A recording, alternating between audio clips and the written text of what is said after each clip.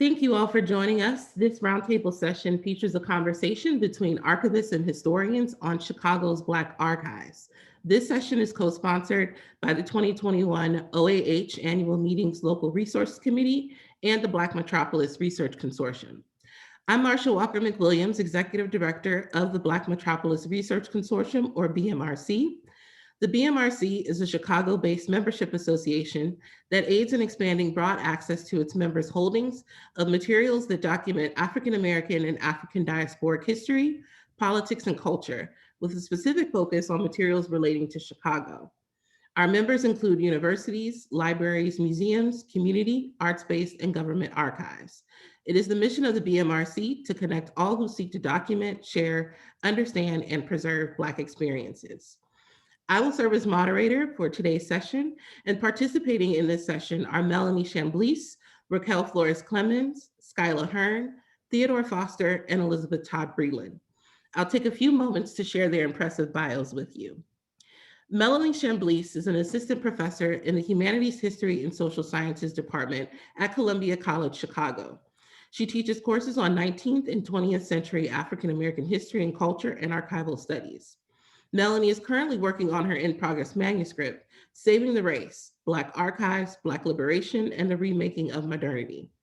Her research has been supported by the Ford Foundation, the Black Metropolis Research Consortium, and the Beinecke Library for Rare Books and Manuscripts. Melanie earned her bachelor's degree in English from Howard University and her PhD in African American Studies and American Studies from Yale University.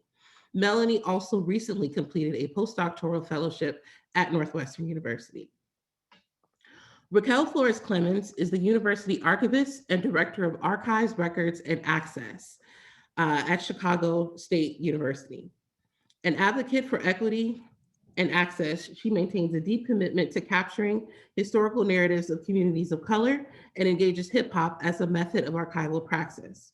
Raquel is deeply interested in connecting community members, organizers, and leaders with valuable primary resources to support their work in creating a better, more equitable society, to cultivate better historical understanding of social ills in order to develop strategies that address and mitigate problems that bring us to points of injustice.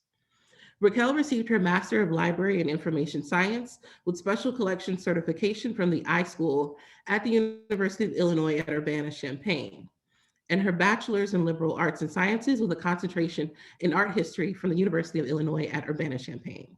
Raquel uses she, her, and hers pronouns.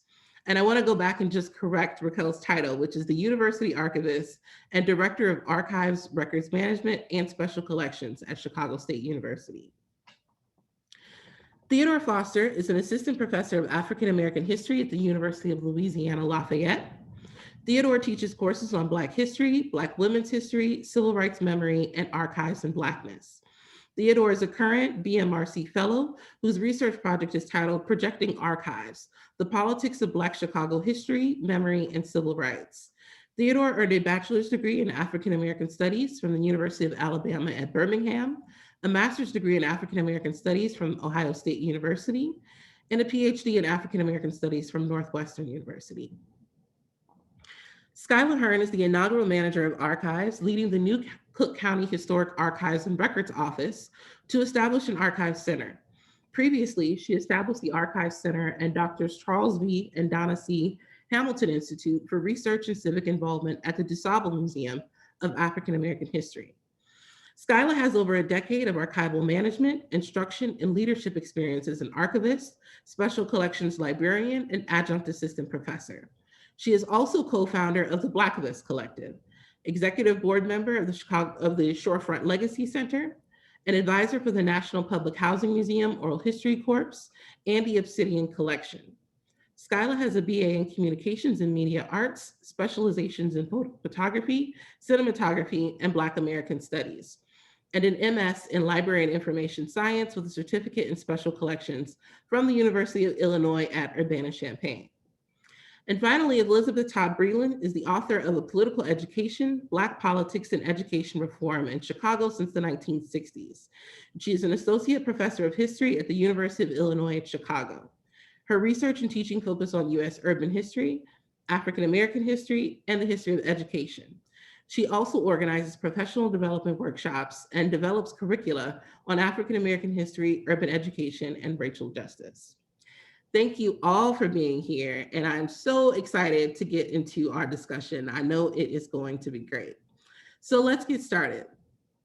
First question I have is, how have you been able to center Black stories and lives through the use of or the care of Black archives and collections in Chicago? And I want to open this up to all of our panelists. So whoever would like to, please feel free to jump in.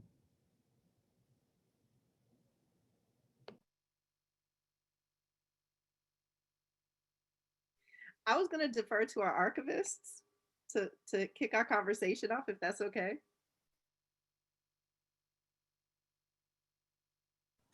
I love it. Just pass the mic. Well, Raquel, you're unmuted. Did you have something you wanted to say first? Good morning, Raquel. Sorry. Okay. Well, I'll go ahead. I'll go ahead and like hold the mic. So, you know, the first thing that I think about is activation of the archives. You know, when we're having these conversations about centering Black experiences. And I know that there's background to that statement in particular, because I think the first question that we often ask ourselves is, where are these archives? You know, where are they? And, you know, who is caring for them in the cases where we're even able to identify where these materials exist? Because oftentimes when we do our preliminary searches, we don't find anything. Right. And then we have like that grandiose moment, which really shouldn't be, but for us and, you know, Black archives, you know, the sad truth is that, you know, there are fewer moments when we're able to, you know, have that moment of excitement of finding something immediately. Although, you know, as historians and archivists, you know, we do enjoy going down our information rabbit holes. But the truth of the matter is that, you know, we shouldn't have to deal with the inadequacies as they exist in terms of, you know, not having this information easily identifiable. So, you know, that's kind of the background to the statement that I'm making in terms of being able to then activate archival materials, because, you know, as an archivist who is interested in moving beyond the idea of, you know, archives representing static materials, I think it's very important for, you know, people, us included, you know, as the ones who are producing directly from this work, but just, you know, people who have like a natural inquisitive nature to be able to then engage with these materials.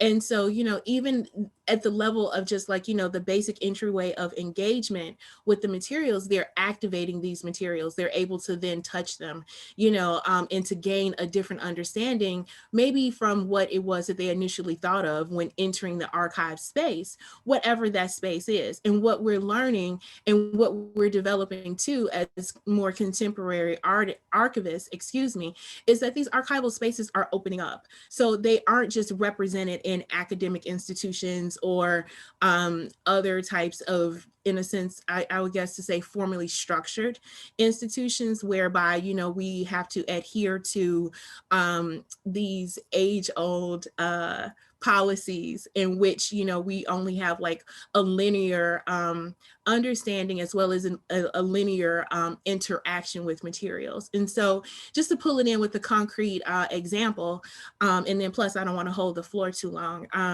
I always think about, especially with my background as a visual artist and, you know, and as a person who has always, I think, like really tied into what the background information has been to the things that we see with films and art. You know, there's always someone who has done some research somewhere, which is kind of what led me into archives. So as an archivist, you know, one of the biggest ways that I think that, you know, we can center Black experiences, Black stories, Black people is through exhibition.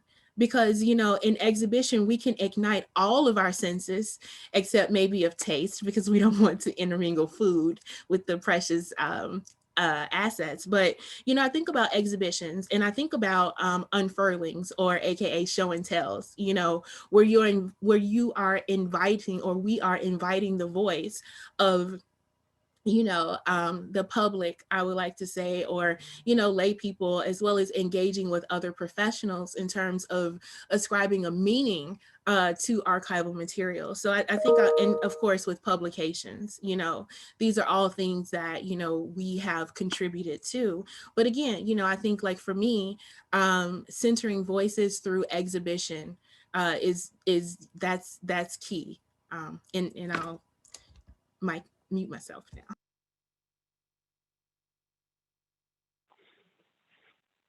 Thanks, Skyla, I think that's a great segue as you were talking about a mode of activating the collections and activating Black stories as we center them in our work. I know for me, it's one of the reasons why I do this work is to elevate the voices of the unheard, going through life as a Black woman and knowing that when I entered into certain spaces and engaging with this larger general history, knowing that my voice, my representation was often not seen or not represented. And understanding that a lot of histories are told through storytelling, but it's also told through documents that capture the particular event or moment in time.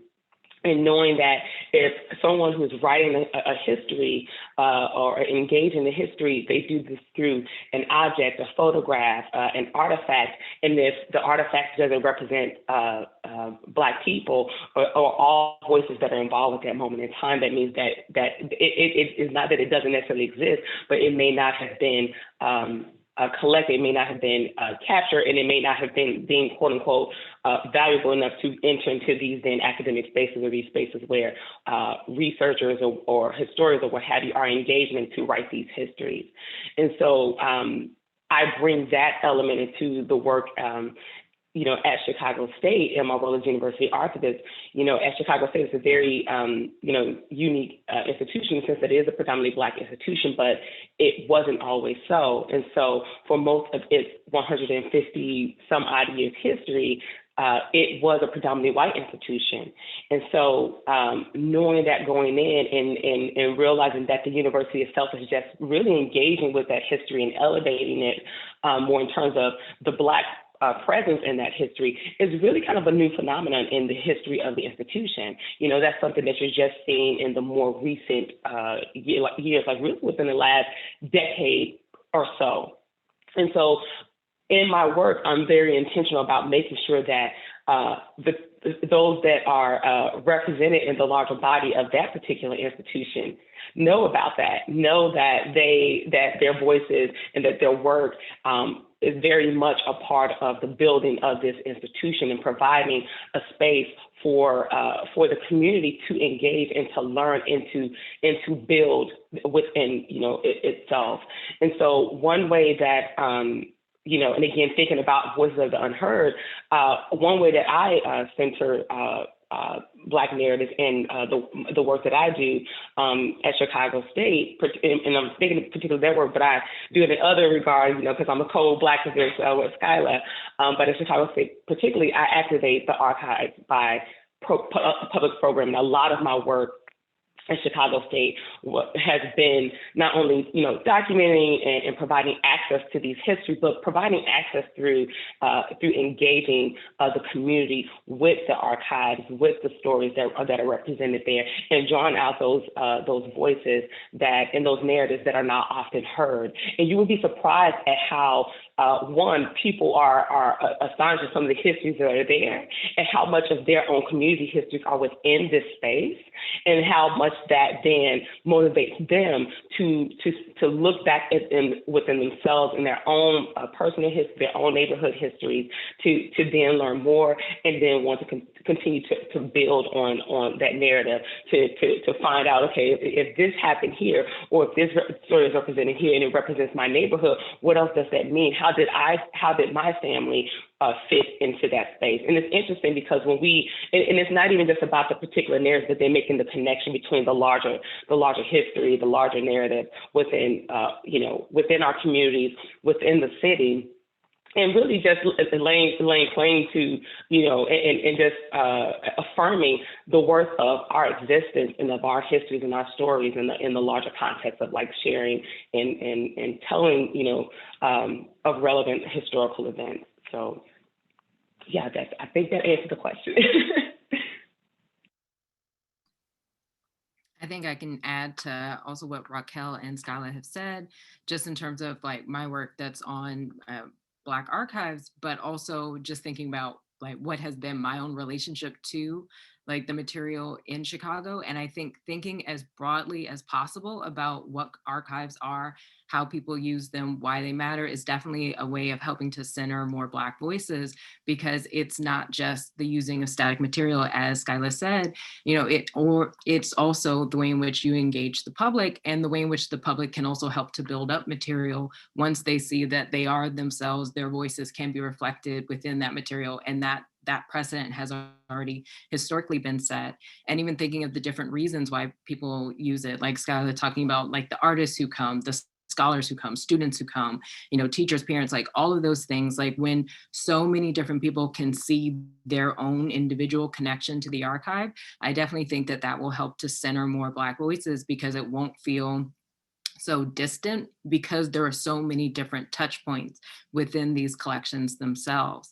And so I think for my work, one of the things that I have been fortunate to be able to do is because I was a BMRC fellow like back in 2014, and then I had a postdoc at Northwestern and then got a job in Chicago, was just being able to be as grounded as Raquel was describing, of like once you're in the community and seeing like how much of your or a particular community's history is already preserved in the archives, although there's much more work that needs to be done, like it becomes that much more of a motivation to say like, okay, well, what story do we need to tell? What other way can we approach this material? So, and one of the people who also taught me that like the most was some of the research that I had done on Vivian Harsh. And so she was the librarian who was over the George Cleveland Hall Branch Library, helped to start the Special Negro Collection, one of the two major librarians alongside Charlemagne Rollins. And it was like, they were very adamant about making sure that people had access to their history. They knew and understand their history. They knew all the different ways that they could use that material and what they could build with it. And it's like, for all the things that people know and you know, respect the name of, her actual story hadn't been told yet. You know, so I think part of centering Black stories and using these collections is about finding those other material and finding different ways in which people can use it. So when I was thinking about this question, I guess I was thinking about it in terms of how you have centered it in your own work. So it's either the Harsh article or broader chapter that I have on the Special Negro Collection. But the point about exhibitions, like the Southside Community Arts Center's archival records are on loan or temporarily on Columbia's campus. And so we've been able to try to develop like an exhibition out of it that will be on campus and also on at the center sometime during 2021. And so even working with the material that way has been very, very different, because you're watching the students kind of make connections that isn't just for the scholarly audience. And so that I think the many different ways that people can engage the material, the more that we can find those inlets, I think the more that we'll be able to like center Black stories, Black experiences, and even Black users like within not necessarily within the archive, but within the archival space, like within libraries and that kind of thing. And so yeah, so I think that's kind of my response. I wanted to quickly say something, just add on to something that everyone has mentioned in a certain way about think like what your expectation of what you might find versus what you find is, particularly in kind of traditionally or predominantly white spaces. And I think for myself, I do research on the history of Black education in Chicago. And when I first started my first, research project around this topic well over a decade ago at this point, I think I thought, oh, well, I'm going to have to just do a lot of oral histories because there's not, I'm doing my searches and I can't find anything related to this. And I think that I actually found that there had been quite a lot cataloged by archivists in various repositories across the city related to this, and that sometimes it was in places you would expect and sometimes it was in places you would not expect. So, using the University of Chicago's archives, but looking at the records of some of the early Black faculty there, or some community organization memos that would just kind of be thrown in with their general surveillance of the local community, of the local Black community. Looking at the Board of Education, but through some of their plans. At UIC, the Chicago Urban League, which, you know, bureaucrats of the highest order who kept everything, and, you know, going through all of their, you know, piece by piece through their collections and just seeing, you know, the various different parts of Black Chicago that their collection touches on. And then certainly the Vivian Harsh collection at the Chicago Public Library, and the help, honestly, of Black archivists in those spaces, of Beverly Cook, of Tracy Drake, of other people who really helped me to navigate, and Marcia, back when she was doing her mapping the stacks work at the Harsh, right? Marcia gave me some great tips, like, no, you need to go look at this. It's not, you know, they haven't finished cataloging it yet, but go talk to Michael Flug, right? To get a sense of what was there. And so, you know, you find then it's not discovery, right? Which I think often is how historians talk about these things, but you find people who help you navigate these spaces as a historian, to understand what the Tenniel Black papers actually have in them, right? To understand the scope of the Chicago SNCC History Project and how to engage with those papers. So I think for me, it really was exciting to both engage with these sources, try to find some of the sources that may be in unexpected places, and then really have the assistance of Black archivists that help me to navigate those spaces as well. This is excellent. I've learned a lot already. What came to mind when listening to you all provide context to this question was there's never been a moment when Black folks weren't telling or archiving our stories, right? Whether through institutions like the Vivian Harsh Collection or through the work of exhibition, which, you know, doing doctoral research in Chicago on the modern civil rights movement in the South and the historical memory of it brought me into close contact with Dr. Fanny Rushing and the Chicago SNCC History Project through the practice of conferencing, which I think, you know, during this pandemic time, you know, we're actively doing right now with this session. I think they're key sites for organizing, right? And collaborating and providing kind of, you know, networks to tell the story and remember the history. The last opportunity I had to travel before the pandemic was late February of last year to come to Chicago for another Chicago SNCC History Project conference that was quite small in nature, but the kind of, you know, intimate spaces in which Black folks decide to share about these histories and activate in this moment, not as in a way of, you know, this is our plan, this was how we were able to coordinate 200,000 students boycotting Chicago public schools in '63, right? But more as a way of, you know, sharing the kind of challenges of that moment and trying to really think about the challenges of today, right?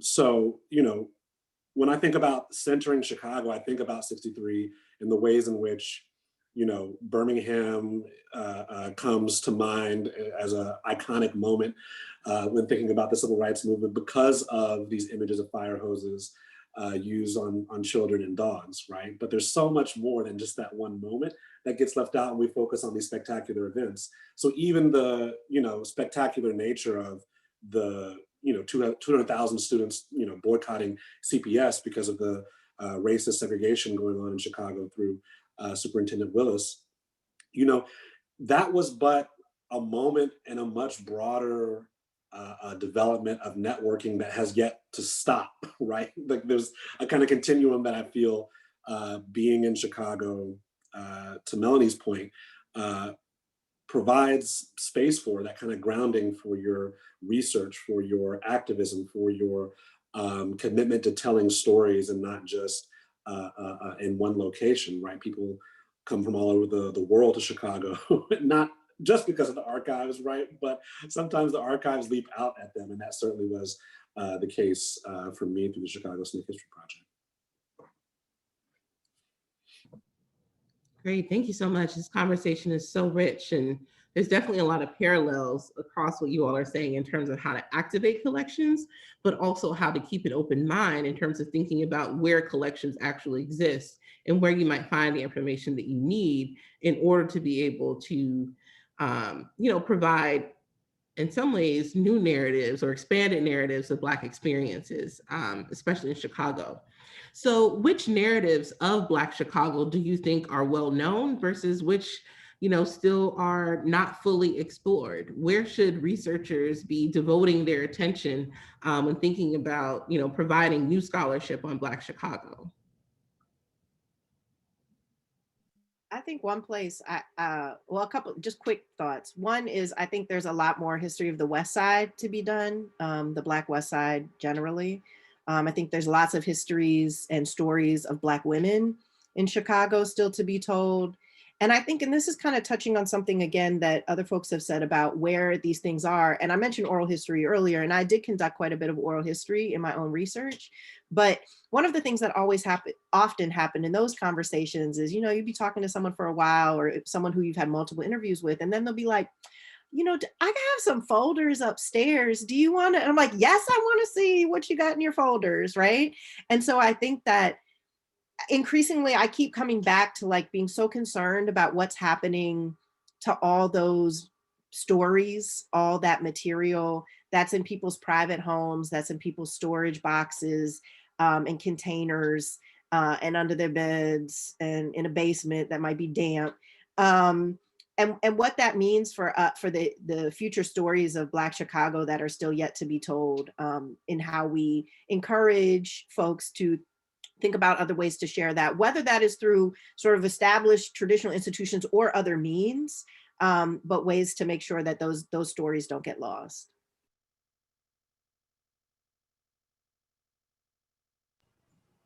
I think I would add to that, focusing on different periods, which is a really nice coverage that we have here. But the most well-known period of Chicago's history, arguably, is Great Migration. People know about restrictive covenants, they know all that information, but they may not necessarily know either the before or everything that happened afterwards. So I think Christopher Reed, who's a historian who, if you've done anything on Black Chicago, you have inevitably cited his work. He's been the person who has really extensively documented those decades, but he recently has a book out that he co-wrote with Richard Courage, where he's kind of defining before we get to the Chicago Renaissance, here's everything that was happening in the decades before. And so I definitely think that there's a need for more people to even think, especially of that before time, because, Great Migration was important, but, what was it founded on? And then what happens next? So I think thinking beyond that period too.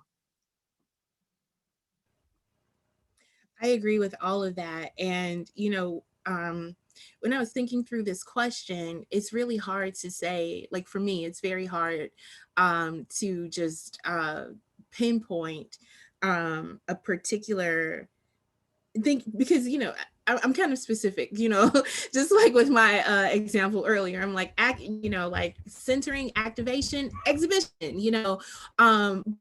and I think about, the stories that are well known. And even with those stories or narratives and the information that is, well documented, there's still so much that's missing there as well. And I think it's really important that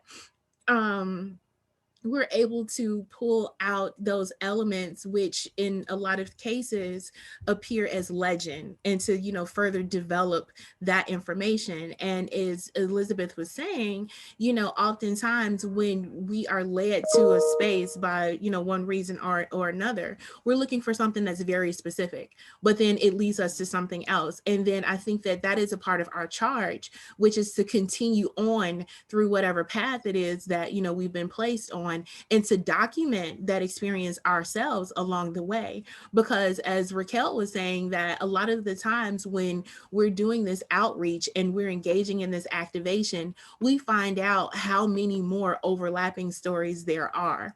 And when we're in those moments, again, it's very important to document all of that, because, history is current. We are, this is evidence as we're speaking right now. And it's so important for this documentation to exist, because our successors, as well as other folks, are looking for this information that we're currently creating. And so that's a that I often work from and have worked from since being introduced into this wonderful world of archives, and then understanding like the importance of the relationships, you know, between historians and archivists and how we build on and grow from one another. You know, as well as others that are a part of, like, again, this wonderful mix that we have.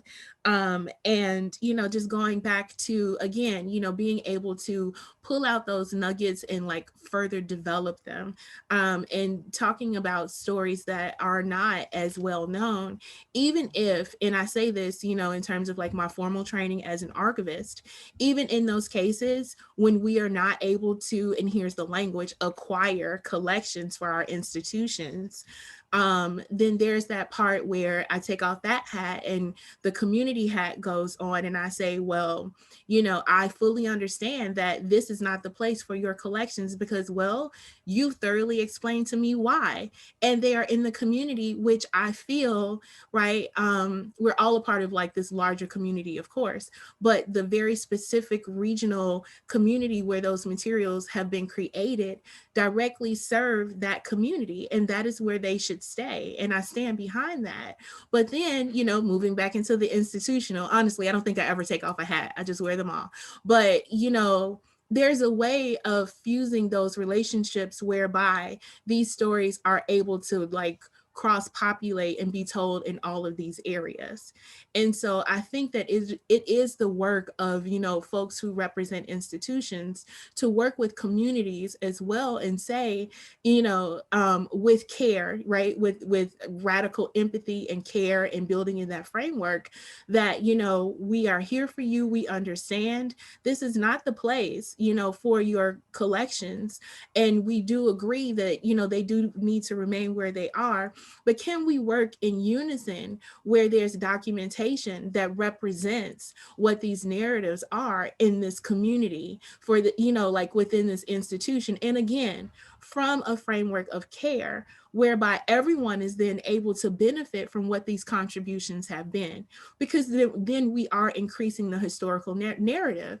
And, you know, according to an article that I reread by Rabia, the late great Rabia Gibbs, you know, when she talks about how, you know, the focus on Black archives really kind of began in the 70s, right? And I'm a 70s baby, I'm not 50 yet. So like if Black archives is still that very young, then think about all of the work that we as Black memory workers or Black liberatory memory workers and, you know, cultural workers, all the work that we then have to do, which is of course fused in with the work that we're already doing.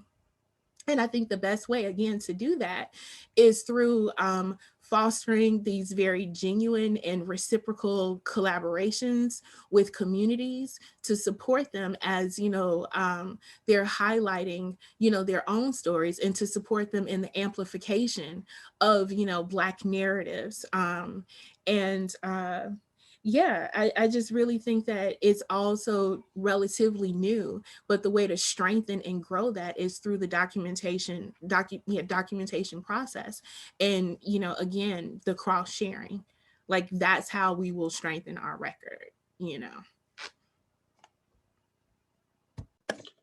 Yeah, just to add briefly, I think Chicago Black Radio comes to mind as a site for further investigation. I think Skyla was just talking about the 70s as an important moment, an intentional moment of building institutions and archives.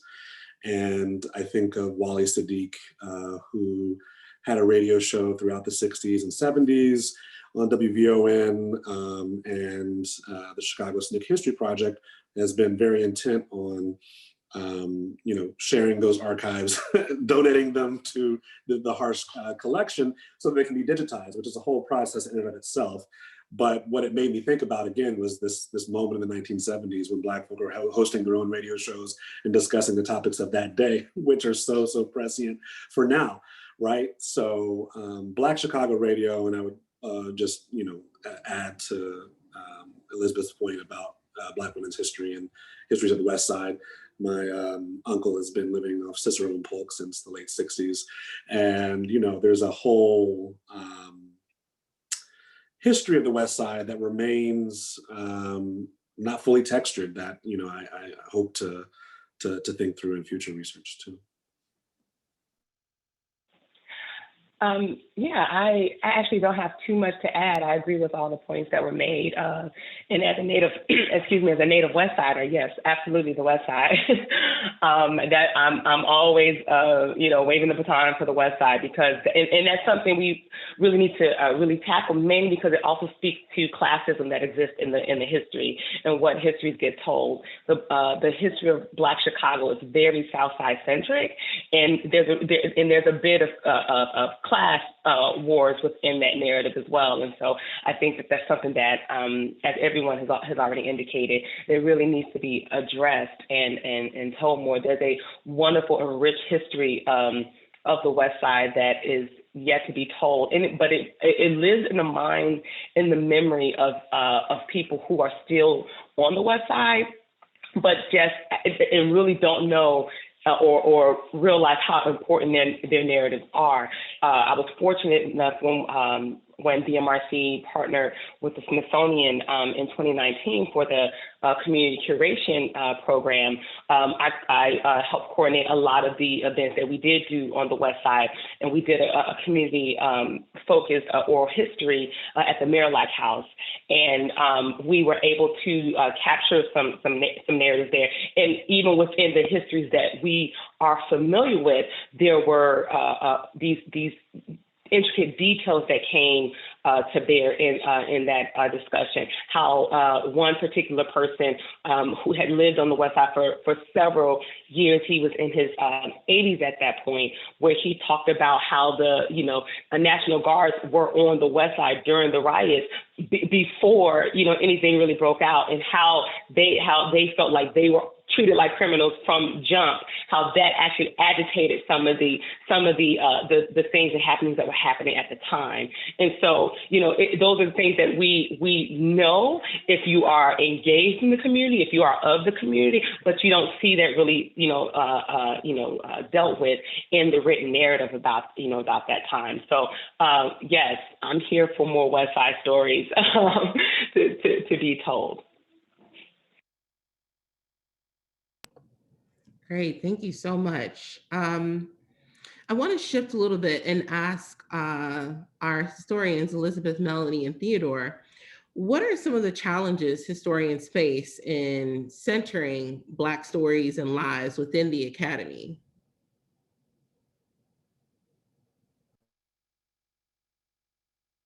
Well, I guess I would maybe speaking from this as like a, academic historian in a history department on the tenure track or something as such.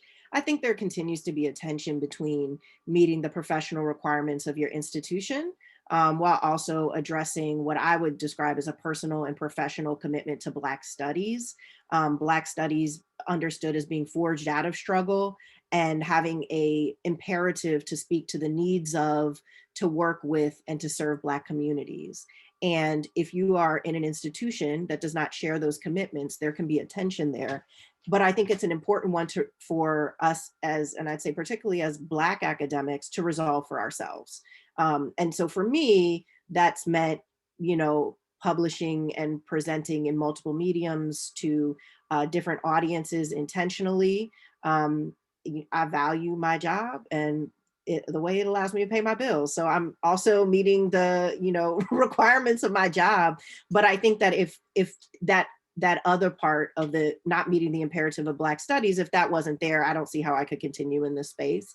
So I think I do feel like there's some opening happening within the Academy around maybe particularly in kind of digital humanities, some other opportunities perhaps in thinking about more public facing work, but how that public facing work is received and evaluated by faculty that are, forget the history department, that are in, other disciplines that may not have a context for it, I think still remains a tension.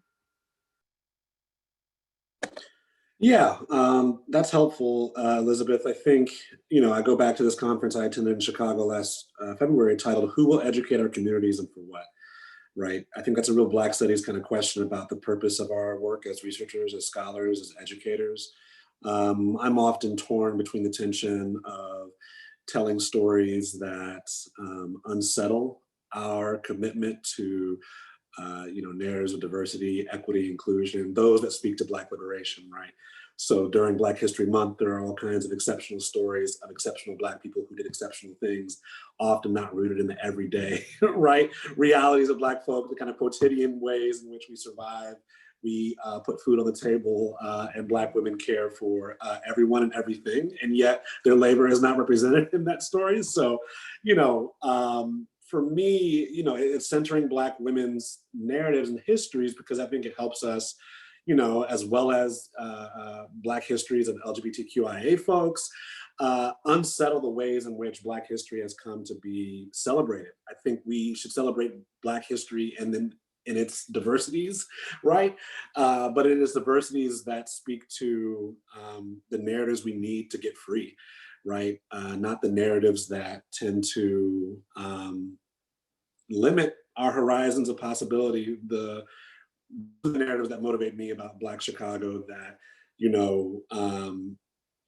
the way in which Chicago remembers its own Black past, I think, is a beautiful liberatory practice in its own, and has forced me to think through, as a native Southerner and someone who's teaching in the South again, how that reverberates with the ways in which Black folk on the ground here are trying to remember through, establishing their own institutions, right? There is a kind of way in which North-South divides become overrepresentative of the reality that, the territory is anti-Black, right? The climate is anti-Black. So the ways in which Black folk,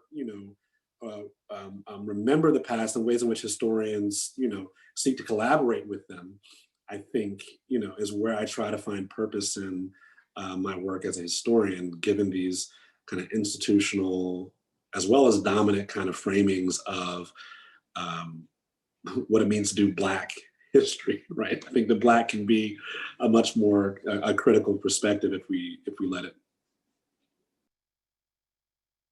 No, I absolutely agree with what Elizabeth and Theodore have said. It's hard to argue for centering Black stories and Black lives until there's a centering of Black epistemologies. Like, once there is that more fundamental view, whether it's liberationist theologies or even thinking about schools of thought and theories that are attached to Black thinkers, like I have just been, enamored with Alden Morris's work in sociology of saying like sociology, like Du Bois pioneered this. And so when we think of like foundational thinkers, there should be more Black names, Black voices, like not just within Black studies, but broader academia. And so you definitely see that when it comes to liberationist thought. You definitely see it when it comes to intersectional thought. But the desire to see more of that, I think, is that tension of like, that we shouldn't feel like even still that kind of regard that I have this hat over here and this hat over here, or this concern over here, or this concern over there, that if there is that more fundamental grounding, then the voices aren't just being included, to use like Theodore's language, but it feels much more fundamental. So I think that that's probably like just echoing what everyone has said. Can I just add one thing, because what you just said made me think of Skyla's earlier comment about the hats, right? Right. That's always there. You're always wearing the multiple hats. And I think everyone for themselves has to figure out how you wear those hats together, right? And like, what are the things you do to wear those hats together? Yeah, and to your point, we want to pay our bills. So the competing concerns with that, yeah, absolutely. Yes, Du Bois was so right with that double consciousness, triple consciousness. We will never, ever, as Black folks, probably get away from that and thinking about the multiple kind of, ways in which we have to negotiate all of these questions about, certainly we have institutional commitments, but also personal, commitments as well. I wanted to open it up to Skyla and Raquel, our archivists, to also talk about the challenges that you all have faced, centering certainly Black stories and lives, but also Black archives. Wondering if you could maybe sort of speak to that.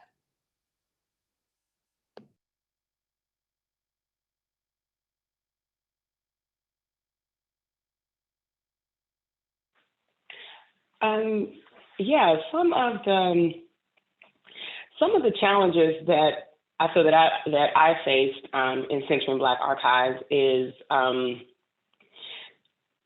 many people across the color lines assuming that that Great Migration generation history, that mid-20th century history that we know about, Black history in general and Black Chicago, like that, like all the material, like everything is in the archives, like everything is there. Like they assume that, if I come to this one particular place, like you guys are gonna have all the things. And it's always heartbreaking to let people know, like, no, we do not have all the things. This is actually still a growing body of work. This is still a growing, growing collections. And so that and really explaining and getting people to understand that our histories are still very much alive, but they're within people. They're still very much within our the elders of our communities, and we do have to get past some real we have to understand the harm and damage to self and community that white supremacy and institutional racism has done in even telling our stories, because people don't trust us just because we look like the community or we're within the community. That don't necessarily mean that they see us as a part of the community to feel open enough to share those stories. So we actually have to get past that, get past that wall of distrust, because if we're coming within our roles as, archivist or representative of whatever institution, that builds up a wall, even if the institution is a predominantly Black institution. At the end of the day, you are an entity at some point that may have been a part, whether directly or indirectly, inflicting harm in some way. We have to. So that's a challenge, coming with that understanding. When we do engage our community, knowing that just because even if we live in the community, we have on our hat as a representative of the institution, that could build up a wall that we then have to, help kind of piece by piece, hopefully break down. And again, understanding that just because we're Black, that doesn't give us a path into the community and for people to share their histories and their stories. And then also within our institutions, right, getting our institutions to understand that we cannot go in with the same colonial mindset of pillaging, stories and narratives by just taking and not giving anything. In fact, the work that I know Skyla has engaged with and what I have engaged with in the last several years of what is really a newer model of not taking the things, not because everything doesn't belong in an institutional, archive. It very much still belongs in the community. So really being intentional about being co-pilots with the community to bring out these stories, to tell these stories, to capture, whatever that is, whether it's a document, a photograph, using the tools of technology to do that, but not in a way to take from the community and, continue this narrative of withdrawing resources from the community and then not giving anything in return. So that has been one of the challenges. But in trying to, operate within a solution to that challenge, really being willing to realize that we are not the expert of our community story. The community is the expert. And so seeing them as such and taking off these, the academic framework of like, we are the expert. We have the resources and we do, but that doesn't mean that, it's appropriate, when we're engaging the community and trying to capture these stories and trying to really, draw out the intricacies of the various histories, those that are known and are not known. So.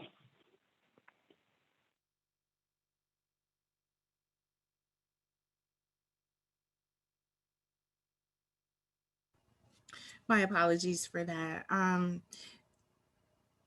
still thinking on that as well, because I think about the infrastructural challenges that we have, as archivists, doing this work. And, and I think also, so like professionally, there's been a shift for me because, you know, from my initial, or, you know, just from my start, like my origin story in archives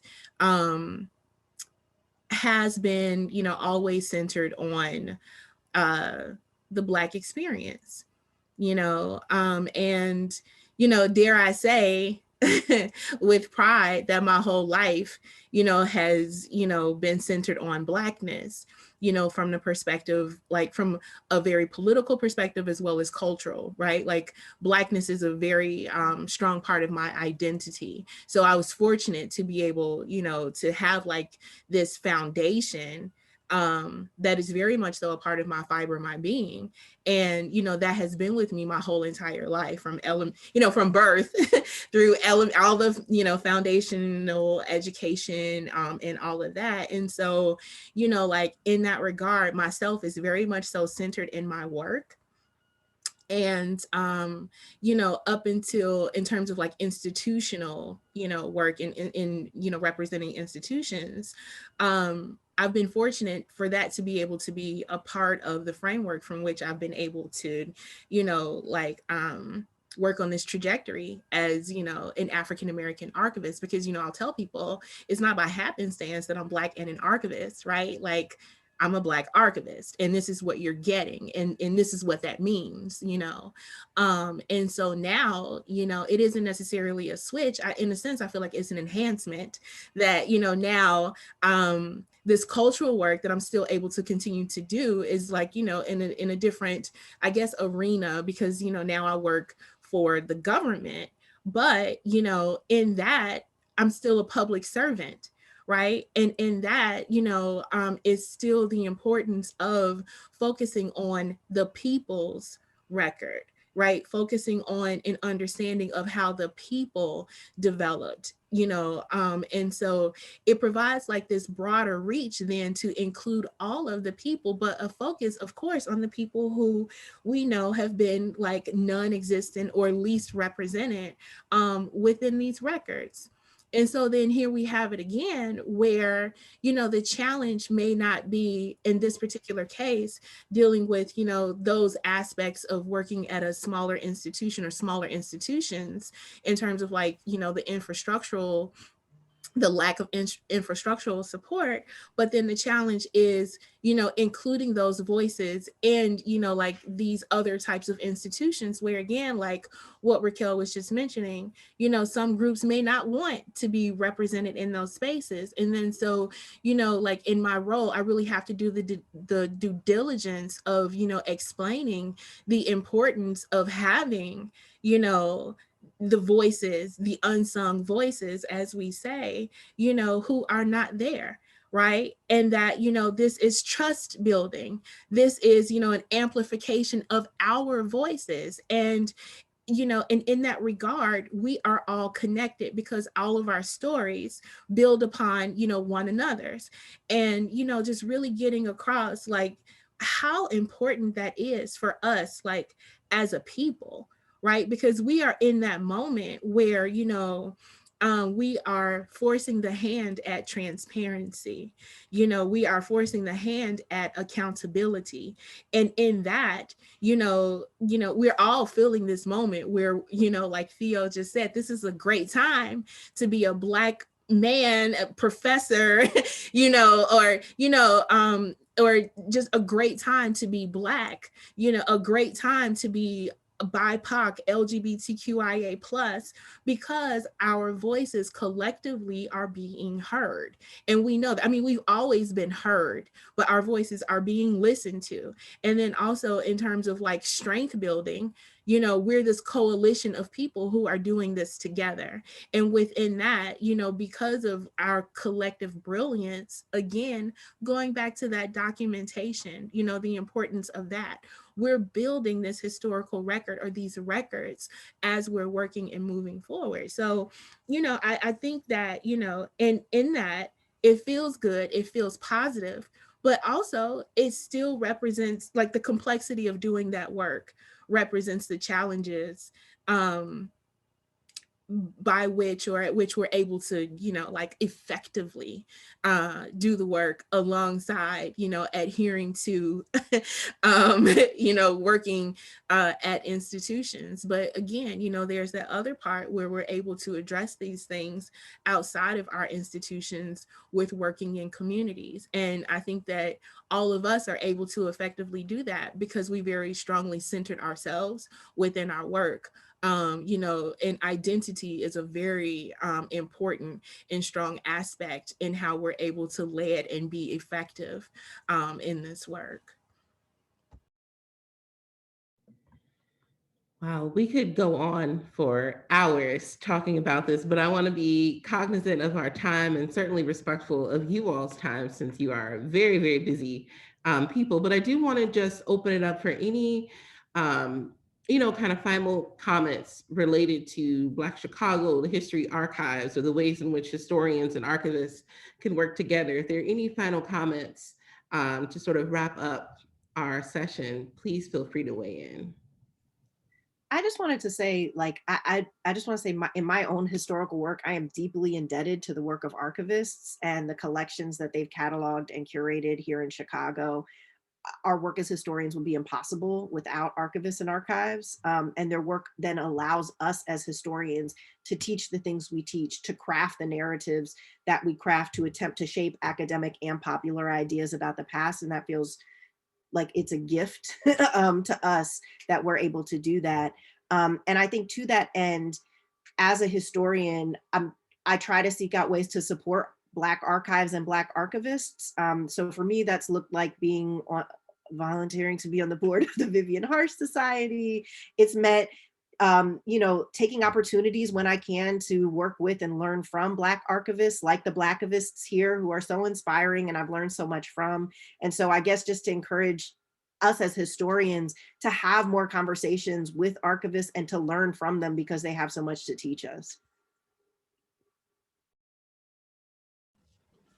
Just to, Skyla was about to go.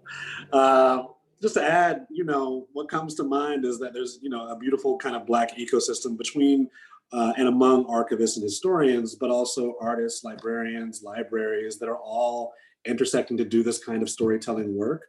And, we've seen a broad range move to defund not only libraries, but the work that archivists do and the work of, professional historians. So, I'm grateful for the BMRC's long support of this kind of research for scholars at various stages of that work, because I think that it caters to this broader ecosystem that certainly requires some kind of funding, right? We were just talking about our own personal relationship to that, but there are also institutional relationships to that. And if there's anything I'm invested in is building Black institutions that, serve their purpose. If they're here for 2-3 years and the historians have to write about them 20 years from now, so be it.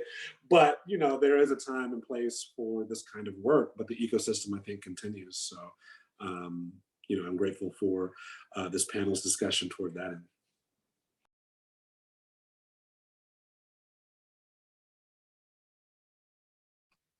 What I could add to that, just to echo, like, absolute thanks to all the archivists, but one of the other threads that I think was throughout the conversation was definitely like acknowledging the ways in which non-titled, non-professional individuals are their own kind of archive keepers, their own kind of like, I absolutely had the same experience of talking to you could call them lay intellectuals, but just people in Chicago, because one of the things that I regularly say, Chicagoans know their history. Like, I don't know if it's specific to the city, or because it's definitely true of Chicago that you can talk to people and they will have connections, they will know people. So definitely, in some ways, making sure that we create space for that, for those kinds of voices, for those kinds of lay intellectuals, because especially in doing at least history in Chicago, they'll definitely be a resource for whatever work anyone's interested in.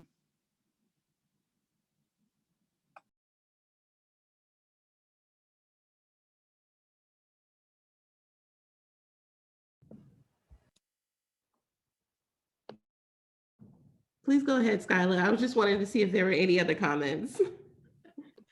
No, I just feel like, there's just so much more to be said, and we can continue this conversation on a different platform, I would absolutely love it. And that, you know, I'm just overwhelmingly grateful to be in the space with all of you. You know, this conversation again, you know, it just gave me more life, you know, like if this were Monday, I would be able to float throughout the rest of the week. Like, no, really, seriously, you know, because it's just, you know, just in terms of what it is that, you know, we're able to do with our work, and the fact that, you know, this is how we center our work, you know, it's just so meaningful. And I thank you all, you know, for your contributions. And, you know, because there's so much overlap in this room, you know, like all the spaces and all the things that we're talking about. And I'm pretty sure that throughout the conversation, we're all like, I was there, I remember that. And exactly, you know, so I just, you know, I just wanted to say thank you. And it's with gratitude that I've been in this space with you all this morning, this early afternoon now. So thank you very much. Same. Thank you for even inviting me. I feel extremely honored and privileged to be in conversation with you all, and just knowing the amazing work that you all are doing. I'm very humbled to be a part of this discussion. And you know, we are thankful for historians, you know, doing the work of, you know, pouring through all the documents, the long hours of not only researching and taking those, but really interpreting and bringing narratives to life, and specifically the work that you three are doing in bringing our histories to light. It's amazing. And I would like to encourage us all, you know, especially thinking about how the work of, you know, historians and archives and libraries and all the, you know, cultural memory institutions are constantly under threat of being, you know, defunded. And I want to encourage us all to work more together to combat that, whether it's through partnering with, you know, through writing grants, or thinking about when you're writing a grant for, you know, a research project, thinking about how something can be written within the grant to support building, you know, an archive or further cataloging it, because that is a huge barrier to the many collections that are within institutions, but that are not well known. You know, as many catalogs and collections that are known in you know, catalog, there's so many more, particularly around our histories, that are not, because the funding is not there to support, you know, the work. So I would like to encourage us all to just think about that more when we are seeking funding to, you know, for the work. How can we have this, you know, this symbiosis, if you will, of supporting each other's work through, you know, whether we're writing a grant to document something, then how we can then bring in a historian to interpret that collection, and then on the other hand, as you write a grant for whatever research project, how can then a collection be built or catalog? So, and also continue to elevate Black Chicago history, because one thing I hear this from colleagues from other industries. I have a good amount of colleagues that are in journalism, and they all agree that at some point, especially when you're doing any type of historical analysis or any engagement with the history, all roads lead to Chicago. We are somewhere in the mix in these larger histories, and I think that needs to be elevated a bit more. It's New York and LA are not the only big cities in the country. Chicago has this very rich and unique history that even overlaps with these other major cities and their histories too. So yes, continue to elevate Black Chicago history. Yes, Black Chicago history and Chicago's Black archives. Thank you all so much for your time, your energy, and the amazing work that you continue to do. Also just want to thank Black Metropolis Research Consortium and co-sponsor for this roundtable, the OAH Local Resources Committee. Thank you all. Thank you, Marcia. And thank you, Marcia. Yes. Thank you, Marcia. Thank you. Yes, thank you, Marcia.